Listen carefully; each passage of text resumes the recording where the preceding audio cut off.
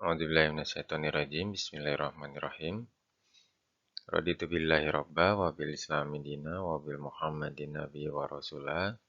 Rabbi zidni ilman warzuqni fahman. Rabbi sahli sadri wa yassirli amri wa hlul 'uqdatam min lisani yafqahu qawli. Assalamualaikum warahmatullahi wabarakatuh. Apa kabar semuanya? Semoga sehat selalu ya. Baik, kita bertemu lagi untuk melanjutkan bagian kedua dari formulasi sediaan granul dan tablet. Di bagian pertama kita sudah mempelajari terkait pengantar untuk keilmuan formulasi sediaan, terutama sediaan granul dan tablet. Dari mulai preform, formulasi, bahan aktif, bahan tambahan, kemudian konsep umum dari metode pemilihan metode tabletasi.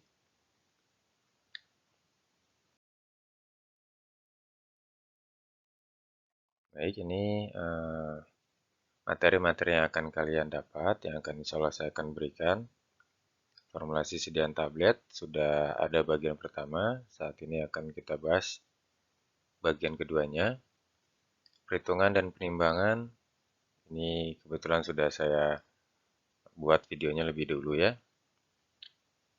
Ini metode tabletasi, jadi saran saya untuk pemahaman yang lebih dalam terkait formulasi sediaan tablet bagian kedua, saudara terlebih dahulu mendengarkan atau melihat narasi audiovisual saya yang metode tabletasi, yang bagian ketiga ya. Karena nanti ada prinsip-prinsip terkait, terutama terkait kenapa ada pemisahan fase, yaitu fase dalam dan fase luar pada saat melakukan proses pembuatan tablet pun pada saat melakukan proses formulasi. Kemudian nanti insya Allah di minggu depan akan ada lanjutannya, evaluasi sediaan granul dan evaluasi sediaan tablet. Baik. Baik, kita mulai pembahasannya dengan kajian formula umum sediaan tablet. Di sini sediaan tablet saya buat menjadi dua kelompok besar. Pembagian ini saya buat berdasarkan metode tabletasinya, yaitu granulasi dan non-granulasi.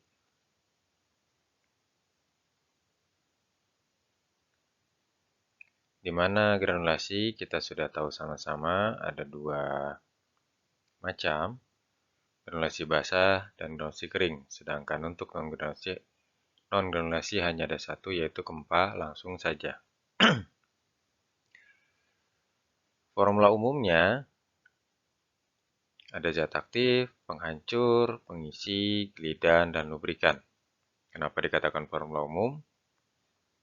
Ya, kalau nanti sang formulator punya kebijakan lain, misal punya kebutuhan khusus, contoh ditambah pewarna untuk identitas, ditambah senyawa yang punya aroma, gitu ya, itu semua diserahkan kepada formulatornya. Jadi secara umum seperti ini komponennya.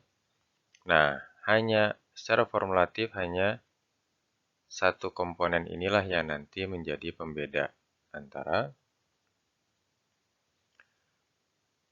komponen granulasi formula umum dengan metode granulasi dan formula umum dengan metode non-granulasi atau kempah langsung, yaitu pengikat.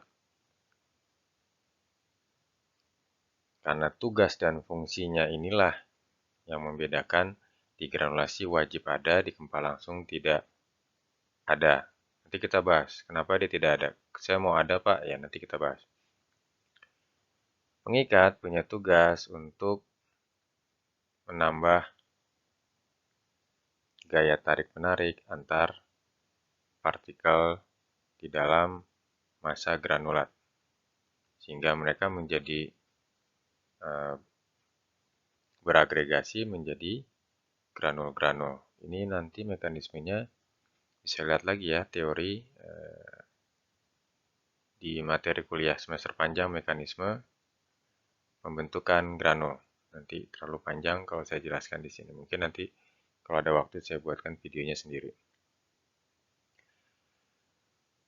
Nah, kebutuhan dia memang diperlukan pada saat kita mau membuat sediaan granul.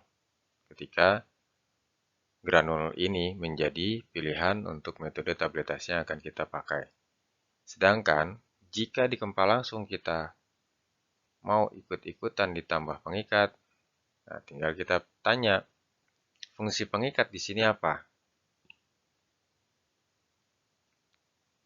Karena yang harus jadi pertimbangan, salah satu kelebihan dari kempal langsung yaitu waktu hancurnya cepat. Juga liberasinya cepat.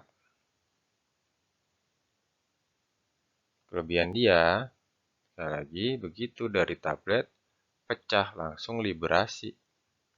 Ya, langsung lepas zat aktif dan langsung berbentuk single compound-nya. Langsung zat aktifnya lepas, pengisinya lepas, penghancur yang tadi sudah membantu proses penghancuran, lidan, dan lubrikan.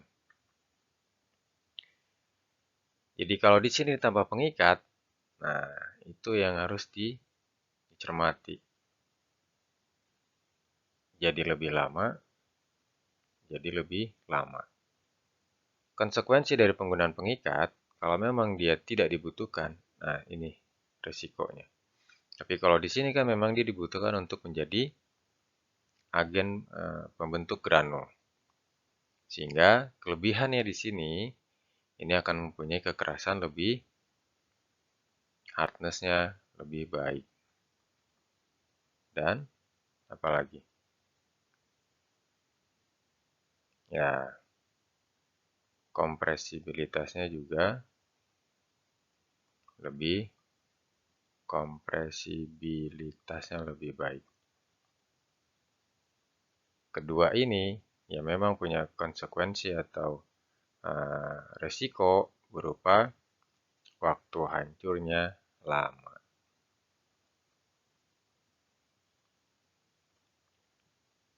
Gitu. Penambahan pengikat di metode granulasi itu memang punya tujuan sesuai prinsip tabletasinya, sedangkan pengikat di kempal langsung silakan saja pertimbangkan berdasarkan analisis masing-masing. Perlu tidak dia di sini. Mengingat tugas dan fungsinya. Dan mengingat kempal langsung punya kelebihan yang dua ini minimal ya. Di situ paham ya. Jadi secara umum formula sediaan tablet itu hanya dibedakan dari ada tidaknya pengikat. Dan itu adanya di metode granulasi. Nah, pada saat kita berbicara tentang formula umum granulasi, kita satu-satu ya. Di formula umum granulasi, itu biasanya kalian akan melihat ada pembagian. Pembagian fase dalam dan pembagian fase luar. Fase dalam kita sebutnya massa granulat, karena nanti disinilah komponen-komponen yang menjadi penyusun sediaan granulnya.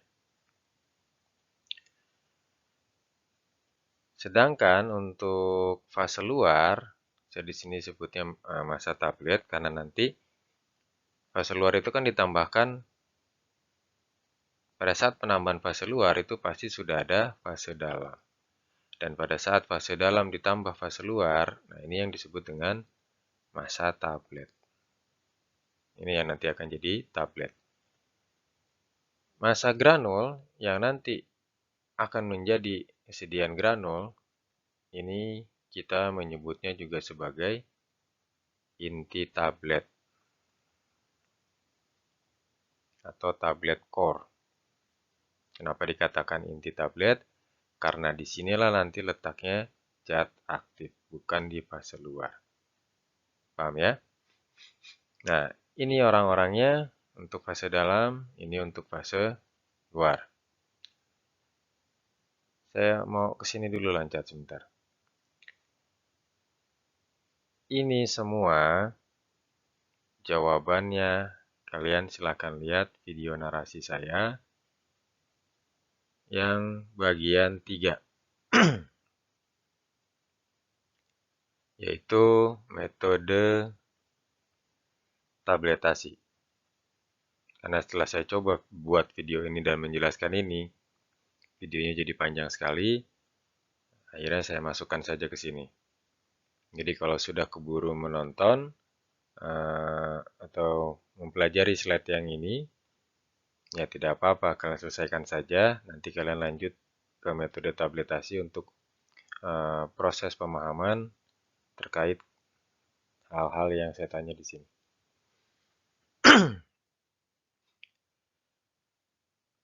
Singkatnya, terjadi proses pemisahan, kata kuncinya adalah aspek tugas dan fungsi masing-masing komponen. Terutama ketika kita berbicara glidan dan lubrikan. Juga nanti penghancur luar. Gitu. Proses pembagian ini terpaksa. Ya, jadi sang formulator itu pada akhirnya terpaksa memisah. Ini berada di fase dalam, ini berada di fase luar karena alasan ini.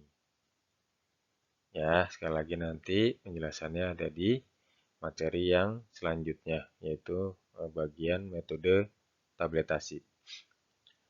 Kemudian, saya akan bahas angka ini. Ya, mungkin pernah saya singgung, saya hanya mereview kalau memang sudah. Angka ini tidak bersifat mutlak, walaupun umumnya selalu angka ini yang keluar 92 dan 8.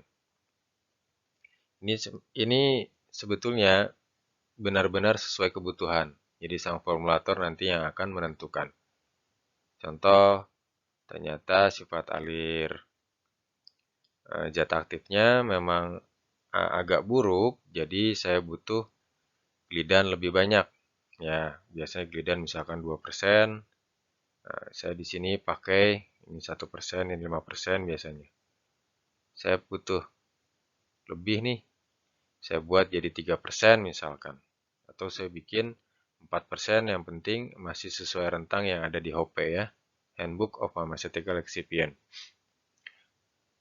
Nah, kalau ininya nambah, otomatis kan komposisi dari fase dalam berkurang. Anggaplah distillate total ini jadinya 10%. Ya, ini jadi 90%. Ya, sah-sah saja. Begitu. Sekali lagi, persentase ini bukan persentase mutlak yang mengikat harus segini. Ini benar-benar berdasarkan analisis pertimbangan formula dari sang formulator. Kemudian untuk menjawab yang ini, singkatnya, kita pada akhirnya harus memaksakan diri untuk fase dalam kamu yang nanti jadi granul, fase luar kamu nanti nih kalau istilah saya fase pembedak ya.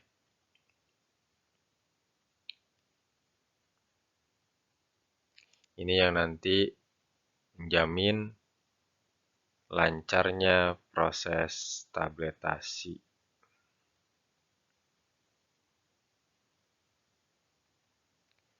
Dari mulai siklusnya ada di sini juga ya. Dari mulai filling, compression, dan ejection. Ini siklus tabletasi. Yang punya peranan penting itu fase luar. Sehingga kalau dia berada ikut-ikut, mas kita paksa, udah kamu jadi satu aja. Akhirnya nanti metodenya jadi kayak metode kempal langsung. Nah, fungsinya dia sebagai orang yang mampu melancarkan proses stabilisasi itu jadi tidak maksimal. Paham ya? Jadi saya mau fokus di materi ini tentang formulasinya, bukan ke teknis prosedurnya. Baik, jadi sekali lagi catatan, angka ini bukan angka mutlak, ini benar-benar hasil pertimbangan analisis formula dari sang formulator. Dan mereka terpaksa harus dipisah karena tugas dan fungsinya. Dan pemisahan ini semata-mata dilakukan pada saat proses pembelajaran saja di kelas. Gitu ya. Baik, kita lanjutkan. Ini metode khusus granulasi. Saya akan memberikan penegasan bahwa kan kalau yang tadi itu tidak kelihatan, hanya formula secara umum saja. Bahwa nanti pada saat teknis melakukan proses stabilisasinya, terutama yang granulasi kering, komponen fase dalam tidak lagi sama dengan komponen fase dalam metode granulasi basah, melainkan ada penambahan setengah glidan dan setengah lubrikan dari fase luar. Kenapa dua orang ini ditambahkan? Karena lagi-lagi merujuk semua kepada teknis prosedur pengerjaan. Jadi alasan dia dipisah fase-fasean, ada fase dalam dan fase luar. Selain tugas dan fungsinya, juga pada saat teknis pengerjaan yang memaksa mereka harus dipisah. Untuk yang dua ini, kehadiran mereka diperlukan karena komponen fase dalam yang ini tidak ada yang punya skill atau kemampuan memperbaiki sifat alir pada saat filling dan memperbaiki kemampuan keluarnya tablet pada saat ejection, tidak lengket. Kenapa kemampuan ini harus hadir? Sebab pada saat proses granulasinya, untuk GK itu memerlukan bantuan mekanik yang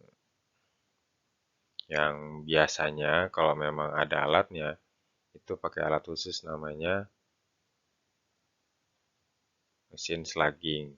Karena di sini proses pembentukan granulnya secara kering yaitu dengan metode pengempaan pemberian tekanan secara mekanik sehingga terjadi proses mechanical interlocking. Kita tidak punya alatnya, tapi secara prinsip sama, yaitu prinsipnya secara mekanik kita menggunakan mesin tablet langsung. Jadi pada saat proses pembuatan slugging kita menggunakan mesin tablet, ya pasti nanti hasilnya akan berupa tablet yang tidak akan utuh kekerasannya, jadi akan cenderung memang rapuh karena memang belum punya komponen penyusun tabletnya yaitu granul. Ketika diberi gempaan, panas internal pada saat pemberian tekanan, juga proses bergesernya rearrangement para partikel-partikel mengisi ruang-ruang kosong yang tadinya sebelum ditekan itu ada, ketika ditekan rongga udara antar partikel itu akhirnya tersingkirkan. Nah, terbentuklah bongkahan-bongkahan, lempengan-lempengan ya. Yang setelah terbentuk lempengan ini keluar dari mesin tablet, dilakukan proses pengayakan supaya diperoleh granul yang sesuai ukuran, biasanya mes 60. Jadi dua komponen inilah memang skillnya dibutuhkan untuk membantu proses pembuatan slug karena melibatkan mesin tablet yang secara prinsip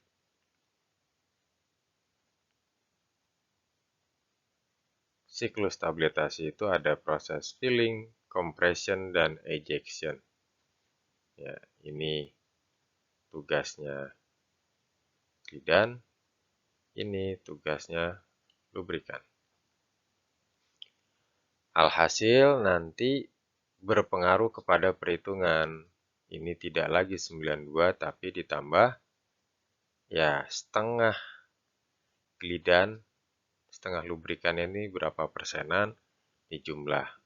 Biasanya ini tuh 5%, awalnya ya, ini 2%, ini 1%, makanya totalnya 8%. Ketika sudah dipakai, ini jadi ke sini 1%,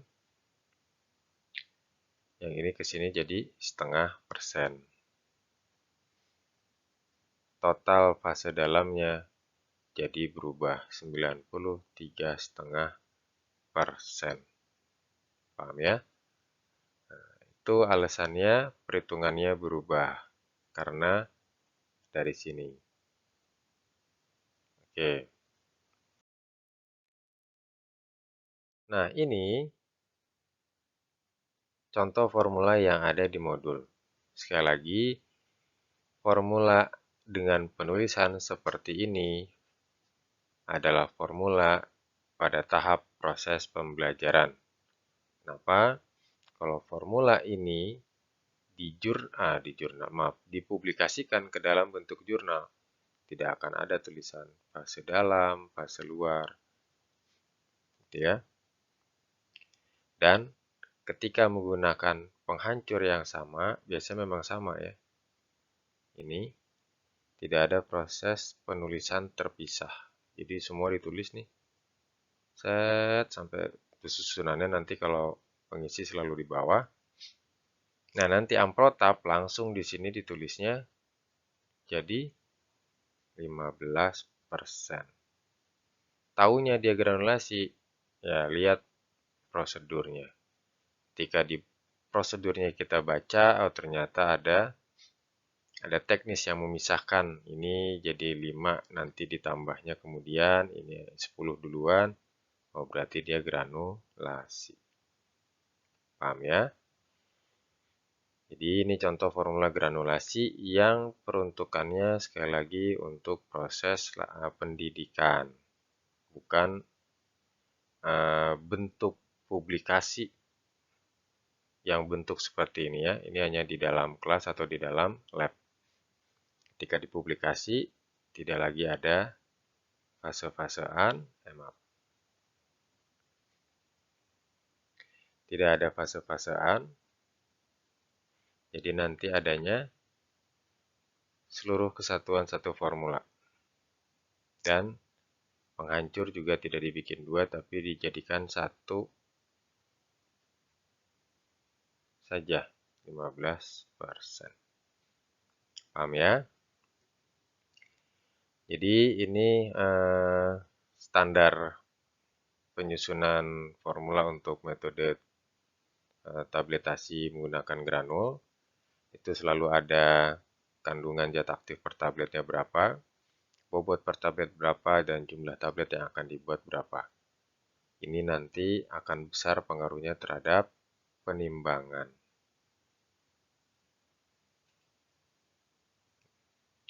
Kalau perhitungan, saya cenderung memang penimbangan kita juga proses perhitungan ya. Cuman saya lebih cenderung pada saat membicarakan perhitungan, itu berarti saya sedang atau kita sedang menghitung komposisi per tablet saja, per satu tablet. Ketika bicara penimbangan, nah ini baru dikali jumlah tablet yang akan dibuat. Gitu. Paham ya? Meskipun sekali lagi saya tidak berbeda pendapat bahwa penimbangan kan juga perhitungan. Ya, enggak, tidak apa-apa ya. Ini hanya cara saya supaya pada saat berbicara perhitungan dan penimbangan itu kita membicarakan komparasi yang jelas perbedaannya. Paham? Jadi perhitungan itu ketika kita berhitung per satu tabletan, penimbangan ketika nanti kita mau menimbang bobot yang akan kita kumpulkan untuk melakukan proses formulasi dikalikan jumlah tablet yang akan dibuat. Nah, itu untuk contoh formula granulasi, baik basah ataupun kering.